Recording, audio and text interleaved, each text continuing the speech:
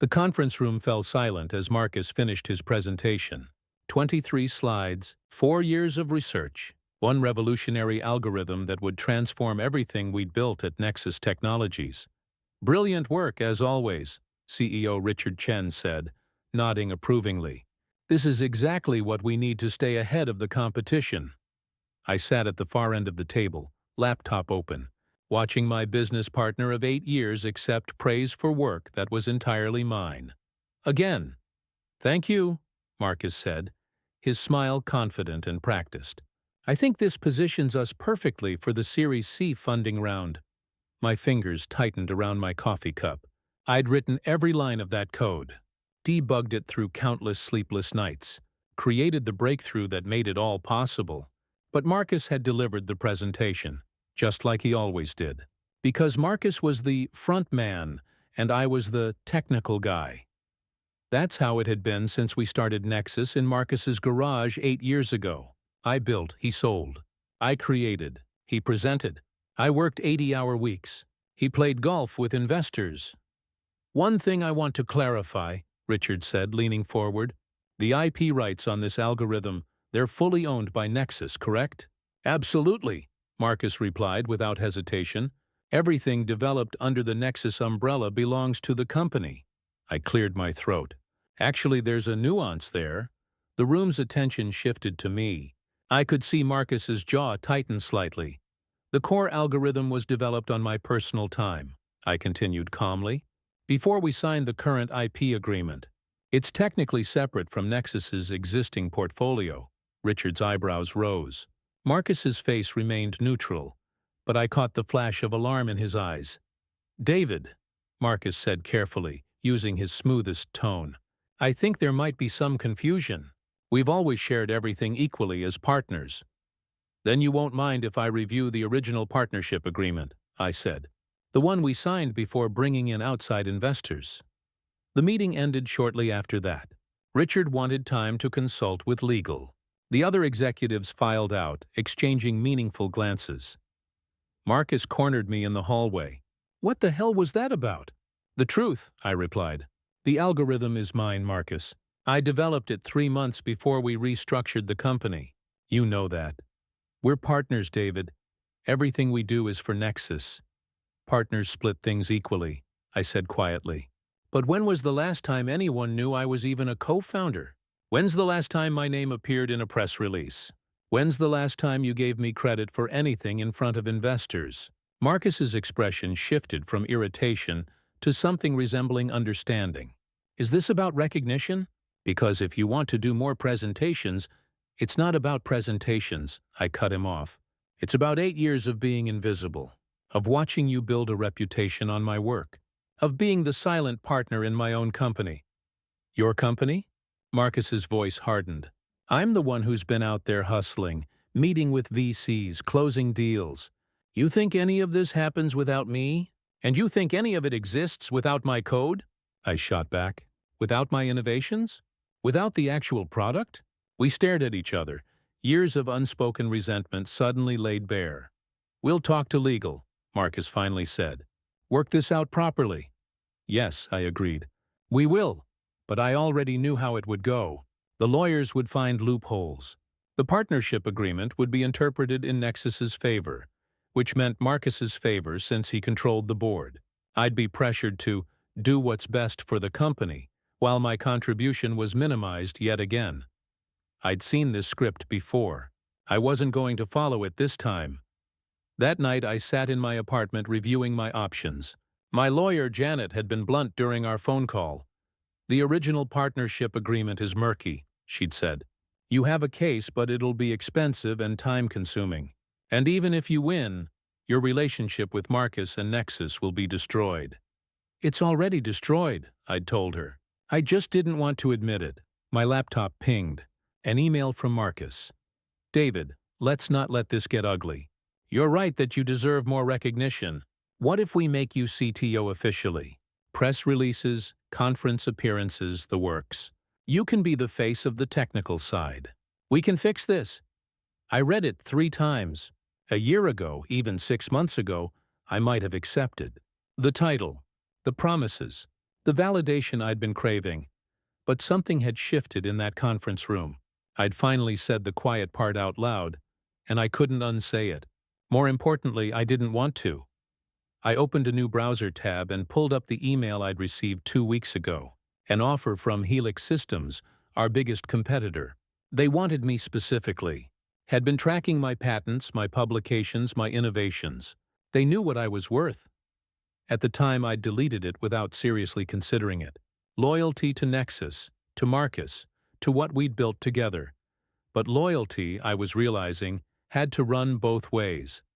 I drafted my response to Helix, not sending it yet, just getting the words down. Then I started documenting everything. Every piece of code I'd written. Every innovation I'd created. Every patent that had my name buried in the technical specifications, while Marcus's name led the business filings. The evidence of 8 years of being the genius behind the curtain. My phone buzzed.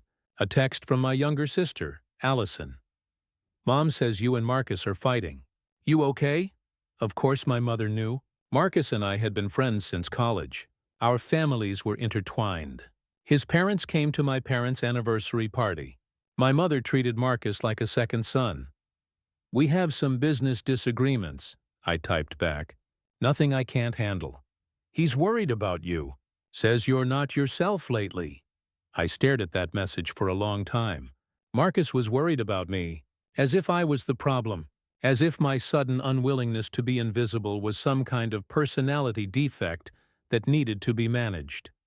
The next morning, I came to the office early, as I always did. The engineering floor was empty except for Priya, our lead developer, who kept similar hours. "Morning, David," she said, looking up from her screen. "Heard there was some excitement in the exec meeting yesterday." Word traveled fast. "Just clarifying some IP issues." She hesitated, then swiveled her chair to face me. "Can I be honest with you?" "Please. Everyone on this floor knows you're the brains behind everything we do. We know Marcus is the business guy, but he takes credit for your work constantly. It's been hard to watch." Her words hit me harder than I expected. "Why didn't anyone say anything?" Priya shrugged. "Not our place. And honestly, we figured you were okay with the arrangement. You never seemed to mind before." "I did mind," I said quietly. "I just didn't want to rock the boat." "And now?" "Now I'm realizing the boat was already sinking. I was just the last one to notice." Over the next week, things deteriorated rapidly. Marcus tried everything: promises, threats, guilt trips. He brought in Richard and the other executives to pressure me. He had his lawyer send threatening letters about breach of partnership duties. Through it all, I remained calm, documented, and continued coding. Because while the legal battle raged over the algorithm, I was building something new, something even better, something that belonged entirely to me, created on my own time with my own resources. Let them fight over the old innovation. I was already working on the future. The breaking point came during a board meeting 2 weeks later. I wasn't invited, but Priya, who'd been asked to present technical updates, filled me in afterward. "Marcus told the board you'd become unstable," she said, her voice tight with anger.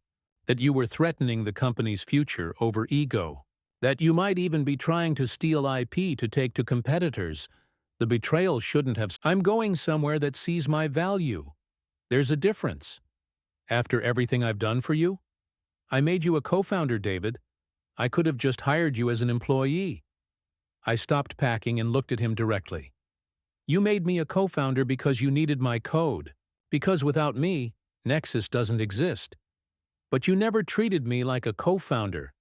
You treated me like a resource to be managed. Someone who should be grateful for the scraps of recognition you tossed my way. That's not fair, isn't it? Tell me, Marcus, how many times did you correct people when they assumed you were the sole founder? How many times did you make sure my name was included in the press coverage? How many times did you give me credit in front of investors?" His silence. "Was answer enough?" "You took my invisibility for granted," I continued. "You assumed I'd always be there, working in the background while you enjoyed the spotlight. Well, I'm done being invisible." Marcus's expression shifted from anger to something like desperation. What do you want? More equity? A bigger title? Name it. I don't want anything from Nexus anymore, I said. That's the point you're missing. I'm not negotiating. I'm leaving. The algorithm is mine. My lawyers have been very clear about that.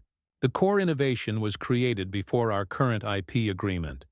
You can try to fight it in court, but you'll lose, and it'll be expensive and public. Do you really want the world to know that Nexus's biggest breakthrough came from the co-founder? You tried to push out? I could see him calculating, weighing options, looking for leverage. What about loyalty? He finally asked. What about our friendship? Friendship is a two-way street, Marcus. So is loyalty. You should have remembered that. I picked up my box of personal items and walked past him. Priya and several other engineers had gathered in the hallway. They started clapping as I walked by. In the parking lot, I loaded my car and took one last look at the Nexus building. 8 years of my life. 8 years of brilliance that built a company worth hundreds of millions. And I was walking away with nothing but my dignity and my skills. It should have felt like failure. Instead, it felt like the first honest thing I'd done in years. My phone rang as I drove away. Janet, my lawyer. The algorithm is clean, she said. They're not going to fight it. Too risky with the Series C coming up. Good. There's more. Helix wants to move fast. They're offering to fund a lawsuit against Nexus if you want to pursue compensation for past IP appropriation. I thought about it. The money I deserved. The recognition. The vindication. No, I said finally. I just want to move forward. You sure? You'd have a strong case. I'm sure. The best revenge is building something better. And I don't need revenge. I just need a clean start. 3 months later, I stood in front of Helix's engineering team, presenting my new architecture. Not the algorithm I'd created at Nexus, but something more elegant, more powerful, more revolutionary. The room buzzed with excitement as I finished. Questions flew, ideas sparked. This was collaboration, not subordination. After the meeting, Helix's CEO, Dr. Sarah Chen, pulled me aside. I've seen a lot of talent in my career, she said. But what you're doing here, this is special, David. And I want to make sure you know that everyone here sees it, values it, and appreciates it. Thank you, I said, meaning it. I heard from Richard at Nexus last week, she continued. He wanted to know if there was any chance you'd consider consulting for them. Apparently they're struggling without your innovations. What did you tell him? She smiled. I told him you were far too busy building the future to worry about their past. That evening, I got a text from an unknown number. This is Marcus. I know you probably don't want to hear from me, but I wanted you to know that you were right. About everything. I took you for granted. I minimized your contributions. I let my ego get in the way of our partnership. For what it's worth, I'm sorry. And I hope you're doing well at Helix. I read it several times, looking for the angle, the manipulation, the hidden agenda, but it just seemed like honesty. Too late, but honest. I typed back, "Thank you for saying that. I wish you and Nexus well." I didn't mean it completely, not yet. The wounds were too fresh, but maybe someday I would. The important thing was I wasn't defined by my anger anymore. I wasn't the bitter ex-partner waiting for Nexus to fail. I was David Chen, Chief Innovation Officer at Helix Systems, building something revolutionary with people who saw me, valued me, and recognized my contributions. That was enough. More than enough. It was everything I'd needed. 6 months after leaving Nexus, I was standing on stage at TechCrunch Disrupt, announcing Helix's new platform. My face on the screen, my name in the program, my voice explaining the innovation. Not as someone's technical support, not as the genius behind the curtain, but as the leader, the innovator, the face of something groundbreaking. The crowd erupted in applause. Investors lined up for meetings. Press requests flooded in. And somewhere in that crowd, I knew Marcus was watching, learning what I'd been worth all along. But I wasn't doing this for him. I was doing it for the kid who'd fallen in love with coding in high school, for the college student who'd pulled all-nighters debugging just for the pure joy of solving problems, for every version of myself that had settled for invisibility because I'd confused modesty with worthlessness. I was doing it for me,